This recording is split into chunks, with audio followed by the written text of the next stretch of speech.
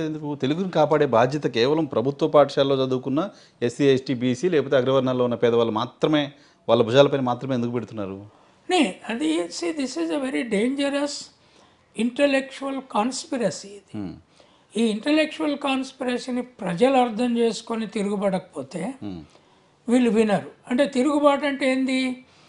ఎన్నికలలో అయితే మొన్నట్లాగా మనం మేనేజ్ చేయొచ్చు. ఓకే, 40% జగన్కి వచ్చినా కూడా మిగతా 60% మనము డబ్బులు పెట్టి అయినా కొంటాము, ప్రచారంతో మేనేజ్ చేస్తాము, లేదా కేంద్ర పార్టీ మేమంతా కలిసి మేనేజ్ చేస్తాము, మళ్ళీ వస్తామని అనుకోవచ్చు.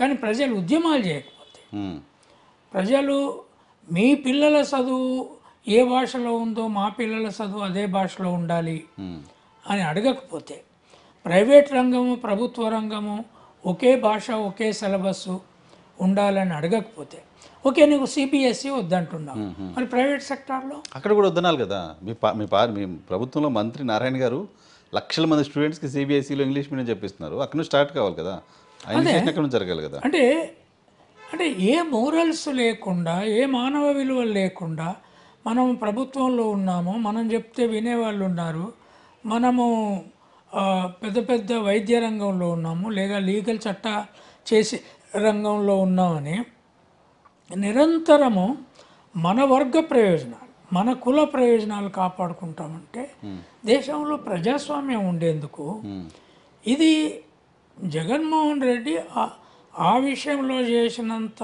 ఒక మొండి డేర్ డెవిల్ వర్క్ ఇంకా దేంట్లో చేయలే.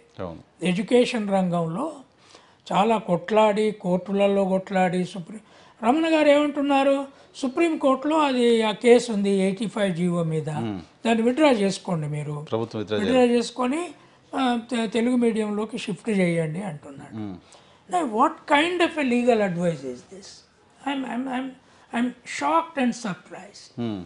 Because if this is the way that retired judges look down people, destroy their future in terms of education, I think it's a very very serious issue. అందుకని అనేది ఏంటి అంటే,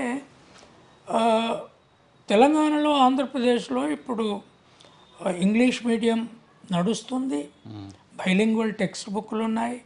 తెలంగాణలో అప్పుడు జగన్మోహన్ రెడ్డి పెట్టినంత ఫోకస్ లేదు, కానీ కొంచెం ఇంప్రూవ్డ్ ఫోకస్ ఉంది. రేవంత్ రెడ్డి బట్టి విక్రమార్కల ప్రభుత్వం కొంచెం ఇంప్రూవ్డ్ ఫోకస్ పెట్టింది. ఒక హయ్యర్ ఎడ్యుకేషన్ కమిషన్ వేరే ఉన్నా దీన్ని ఓవరాల్ క్వాలిటీ ఇంప్రూవ్ కమిషన్ ఒకటి వేశారు. అది ఏదో ఎఫర్ట్ ఒకటి నడుస్తుంది. How much that will improve, we'll have to wait and see. కానీ అక్కడ ఏదైతే స్ట్రక్చరల్గా స్కూల్ ఇన్ఫ్రాస్ట్రక్చర్, తర్వాత ఫుడ్ ఫెసిలిటీ, తర్వాత కాన్స్టాంట్గా ఫీజులను రీయింబర్స్మెంట్ చేసి, సరే జగన్ ఆ విషయంలో ఎక్కువ ఫోకస్ చేసి ఎడ్యుకేషను, అమ్మఒడి, కాన్స్టాంట్గా డబ్బులు ట్రాన్స్ఫర్ చేయడంలో, మిగతా సెక్షన్లలో, మిగతా వెల్ఫేర్లలో కొంత ఇన్వెస్ట్ చేయలేకపోయాడు అనేది నిజమే కావచ్చు. We have to examine whether how much money. 18% minimum బడ్జెట్లో స్కూల్ ఎడ్యుకేషన్, కాలేజ్ ఎడ్యుకేషన్కి పెట్టాలనేది ఇంటర్నేషనల్ స్టాండర్డ్స్.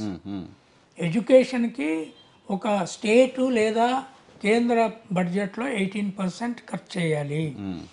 జగన్ అంత చేశాడా తక్కువ చేశాడు? రఫ్లీ 16% వరకు ఉన్నట్టుంది.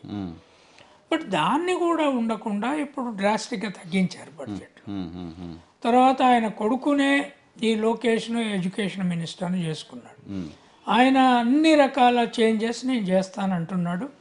వీళ్ళు చెప్పేది ఆల్మోస్ట్ ప్రభుత్వ నిర్ణయాల్లాగా వీళ్ళు ఒక తెలుగు రచయితల మహాసభ పెట్టి, ఇది రచనలు ఎట్లా చేయాలనో చెప్పకుండా, ఎటువంటి తెలుగు గ్రంథాలు రాయాలనో రచయితలు మాట్లాడకుండా, మీరు ఆ ఉన్న తెలుగులోనే ఇప్పుడు మరి తెలుగులో చదువుకున్న రచయితలందరూ ఒక్క తెలుగు పుస్తకము ఇంగ్లీష్లోకి అనువాదం అయ్యి ఏ బూకర్ ప్రైజో ఏ నోబెల్ ప్రైజో రావట్లేదు. ఆ రచనలు ఎందుకు చేయలే మీరు? ఇప్పుడు తెలుగు మీడియం చదువుకునే పిల్లలు తెలుగును బాగు చేసి వాళ్ళు మీకు నోబెల్ ప్రైజ్ తెచ్చి పెట్టాలి. మీరేమో ఇంగ్లీష్లో చదువుకొని మీరు అమెరికాలో, యూరోప్లో, మీరు ఆస్ట్రేలియాలో, కెనడాలో ఉంటారు. ఆ, అవి వరల్డ్తో కనెక్షన్ అయిపోతుంది కదా అసలు. మనకు ప్రపంచానికి కనెక్షనే ఇంగ్లీష్ కదా సార్. బ్రిడ్జే ఇంగ్లీష్ కదా. కానీ కొంతమంది మాట్లాడుతున్నారు. జయప్రకాష్ నారాయణ గారు ఇక్కడ మాట్లాడడం విన్నా. ఆంధ్రప్రదేశ్ లాంటి రాష్ట్రంలో ఒక స్టూడెంట్ పైన ప్రయాణం దాదాపు 70 నుంచి 80 వేల రూపాయలు ఖర్చు పెడుతుంది ప్రభుత్వం. బట్ వాడికి 2వ ఎక్కం 3వ ఎక్కం కూడా 10th క్లాస్ పిల్లోడికి రావట్లేదు. క్వాలిటీ ఎడ్యుకేషన్ లేదు, ప్రభుత్వం లేదు, డబ్బులు పెట్టేసి ఓట్ల కోసం చేస్తున్నట్లుగా చేస్తున్నాయి. ఆంధ్రప్రదేశ్లో జగన్మోహన్ రెడ్డి సర్కార్ కూడా అలాగే చేసింది అని మాట్లాడారు ఆయన. అంటే ఇప్పుడు జయప్రకాష్ నారాయణ చదువుకున్నప్పుడు, నేను చదువుకున్నప్పుడు, ఆయన ఏం డిగ్రీ చదివిండో నాకు తెలియదు, కానీ డాక్టర్ కదా, నేను ఊళ్ళో చదువుకున్నా, గొర్రెల మేకలుగా చదువుకున్నా. నాతో ఒకసారి వచ్చి పోటీపడి ఒక్క వ్యాసం రాయమని ఇంగ్లీష్లో, తెలుగులో కూడా రాయమని చూద్దాం, తెలుగులో కూడా రాయమని అంటున్నా.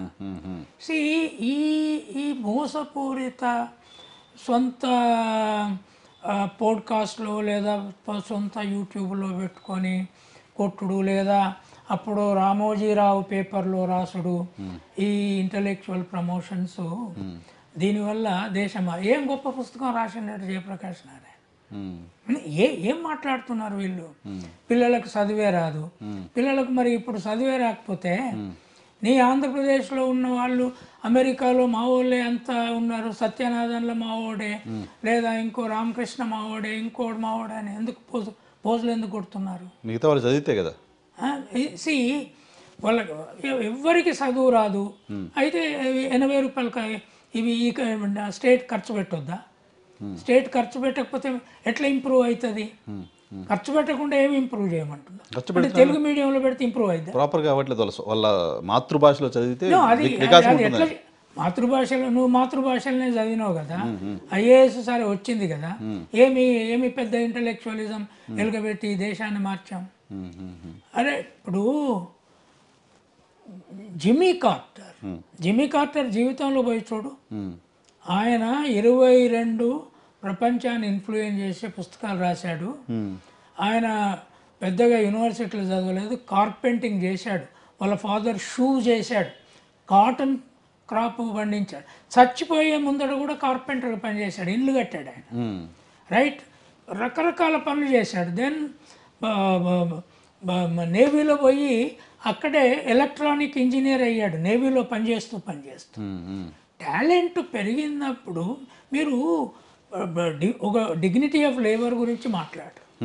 మీకు ఉత్పత్తి రంగానికి చదువుకు ముడిపెట్టే లెసన్ సిస్టమ్ గురించి మాట్లాడు. బైలింగ్వల్ టెక్స్ట్ బుక్ ఎట్లా చెడ్డదవుతుంది? ఇవాళ దాన్ని ప్రింట్ చేయొద్దని మీరు కథలు చెప్తున్నారు. పిల్లలకు ఇంగ్లీషు రాకపోతే తెలుగులో చదువుకొని అర్థం చేసుకుంటారు, తెలుగు రాకపోతే ఇంగ్లీష్లో చదువుకొని తెలుగు చదువుకుంటారు. 2 భాషలు వస్తాయి, నేర్చుకుంటారు కదా. Why are you oppose to that? What kind of intellectualism is this? ఇది ఆంధ్రప్రదేశ్లో ఏం చేస్తున్నారంటే, అప్పుడు ఆంధ్రప్రదేశ్లో వీళ్ళే వ్యతిరేకించారు. తెలంగాణలో ఇట్లాంటి మేధావులు ఇంతకుముందు ఉండేవాళ్ళు, సుక్కారామయ్య, ఏబికే ప్రసాద్, కొంత ఆంధ్ర నుంచి వచ్చిన వాళ్ళే వీళ్ళంతా ఒకప్పుడు.